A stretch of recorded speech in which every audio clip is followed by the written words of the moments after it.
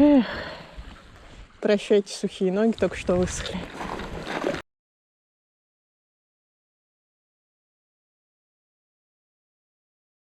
Покидаю город Медногорск, спасибо этому дому, идем к другому. Колено больше не болит, что еще раз убеждает меня в правильности принятого мной вчера решения. Сегодня маршрут будет, может, не такой интересный, как вчера, где-то 60 километров по асфальтовой дороге, но тоже, в принципе, довольно живописной. И километров еще 20 или сколько смогу вдоль хребта Кара-Мурунтау. Как видите, сильный ветер. Ну, в принципе, половину он будет мне дуть в спину, а половину боковой, так что не так сильно страшно.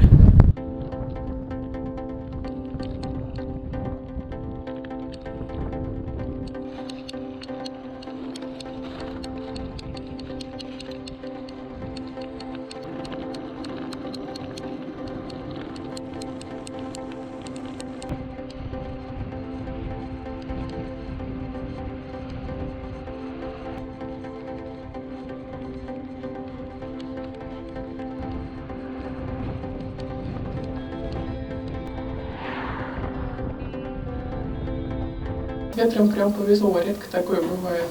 Подъем прям залетаю, а с горок спускаясь тоже лечу 50 километров в час. Почти все время попутный. Приехала в Кубандык.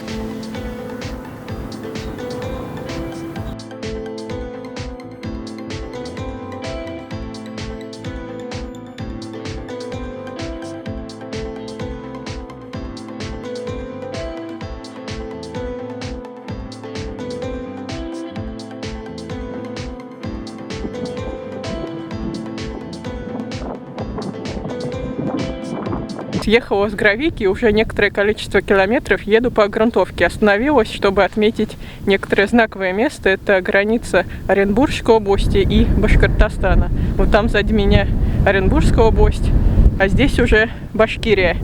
Но рассказать я хотела не об этом, а о дороге, по которой я еду. Ее нет на ОСМ-карте, лишь она едва еле-еле заметна со спутника. Но я ее не сама нашла, а увидела у своего знакомого в Страве. Максим, если ты это смотришь, тебе привет. Так вот, он любезно поделился всеми своими треками этого похода. Я решила, раз он проехал, почему бы и мне не проехать. Так вот, дорога. В принципе, нормально ехать можно, но вот представьте, что пронесся табун лошадей туда-обратно. Все это в мокрую погоду, потом все это засохло. Проехала машина пару раз. И вот рецепт этой дороги. Я сама тут как конь еду, тык-тык, тык-тык. Плюс еще боковой ветер. И плюс еще подъемы. Но в целом неплохо. Тут такая местность дикая, вообще никого нет. Еду, ору песни, веселюсь как могу.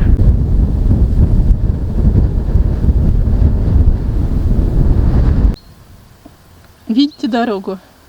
Она есть, и я по ней еду.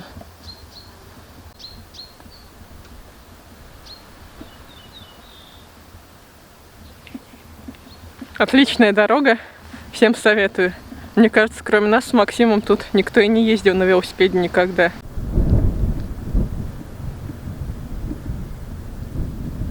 Я долго держалась, но когда пошел уже уклон 14%, на этом мои полномочия все закончились. Иду пешком, но в принципе скоро уже должна быть деревня и все кончится.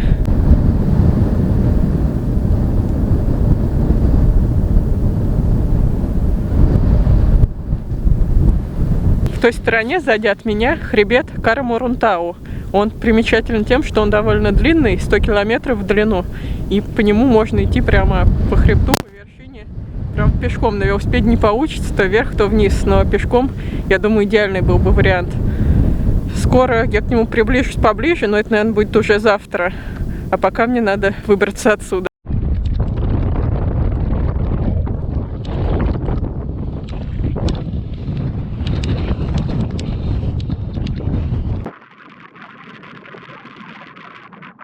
Высота, набранная непосильным трудом, теперь сбрасывает такой мощный спуск, прям трасса для даунхилла. Даже пешком трудно идти, камешки из-под ног выпадают.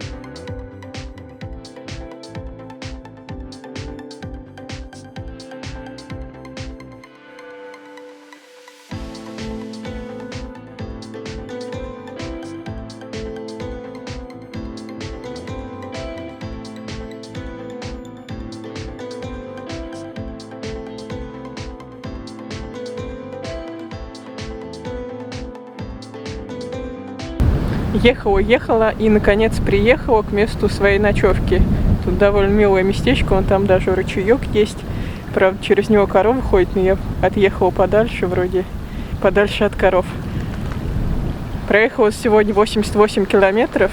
Не так много, но и не мало. И набор высоты тоже, в принципе, небольшой, 640 метров всего. Но все еще впереди. Буду ставить палатку, готовить еду. Ручеек не питьевой, конечно, но какое же удовольствие после тяжелого ходового дня помыть ноги и умыться. Так что вода — это очень важно.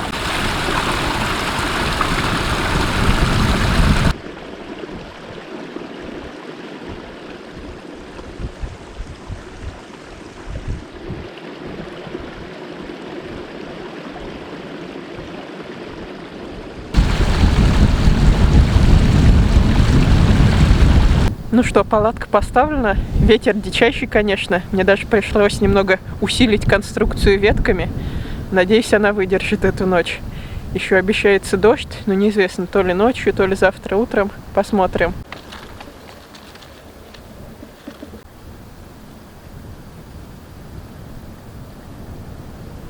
Когда вся возня с палаткой завершена, можно начинать готовить ужин. Сегодня в меню у меня кускус с овощами, соевым фаршем и томатным соусом. В принципе, это мое меню на весь поход, потому что кускус очень удобно и везти с собой, и варить можно просто кипятком залить и оставить на некоторое время, он готов. В этом году я впервые буду готовить на газу. Купил горелку, газ, ветрозащиту обязательно для степи специально покупал, потому что знала, что тут будет такой ветер. Горелка титановая, котелок тоже титановый, ветрозащита тоже титановая. Но вы поняли, начав покупать титан, сложно остановиться.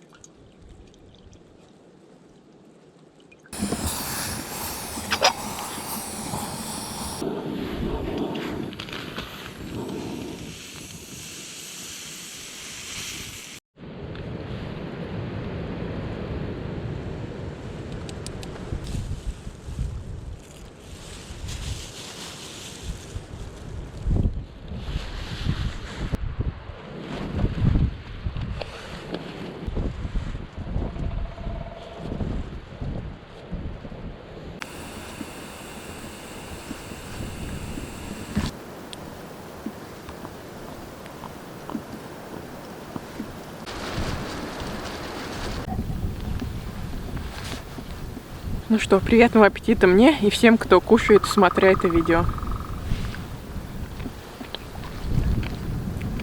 В зависимости от количества воды это блюдо может быть как супом, так и кашей. У меня сейчас что-то среднее получилось. Воду всегда наугад добавляю.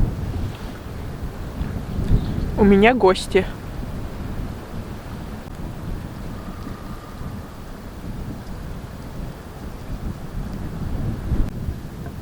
Коровы ушли, можно готовиться ко сну. День был хоть и не самый сложный, но и непростой. Завтра вообще непонятно, что будет из-за дождя, поэтому планирую лечь пораньше и поспать подольше.